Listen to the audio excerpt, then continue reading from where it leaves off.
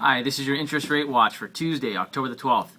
We're waiting for the Federal Reserve minutes to be released here, and what that really means to homeowners out there is trying to figure out what Ben Bernanke and his Federal Reserve panelists or board members are going to say about the economy, what they're thinking about this quantitative easing 2 that's coming up here in November, and how that will affect, obviously, their buyback program to support the bonds. And really, for what that means on the home side and the mortgage side is, if they put a massive amount of funds out to help support the bond market, then that's going to put pressure on those yields to go down. In turn, for mortgage interest rates, the likelihood of interest rates to lower even further. Now, how much further will it go? That's a big speculation. What we do want to forewarn on, it is a daily fight to try to figure out when is it the best rate. If you take a look at Friday, and if you would have said, hey, I got the best rate, it depends if you would have locked at 9 a.m. in the morning or 12 p.m. in the afternoon. And what we mean by that is there was a substantial sell-off in the bond market. And when that happens, it does put a ton of pressure on interest rates.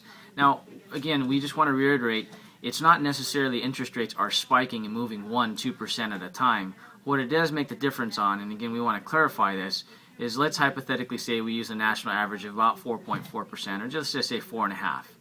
At 4.5%, maybe you are doing a loan with no loan origination fee, possibly with no closing costs, depending on where you live and what your banks are quoting. Now, on Friday's situation, let's hypothetically say if you had a no loan origination fee loan at 4.5%. Then all of a sudden, with reaction on Friday's markets, at 4.5%, you could have been paying a loan origination fee should you not have locked. So that is the biggest difference that we're talking about. It does make a difference on how you're actually structuring your loan, how you're working with your bank and your loan originator to structure the best finances for you. So it's something to be sensitive to when you're trying to figure out when is it the best time and when is it the lowest rate. So we just want to put that out there as a sense of urgency that it's always best to consider what is best for you and making sure that timing is right for you and your finances. That is the most important. It's not so much what the market's doing, what the banks are going to say, what the loan originators are going to say is the best time. It really what makes the most sense for you. Obviously, everyone wants the bottom, but when really is it the bottom?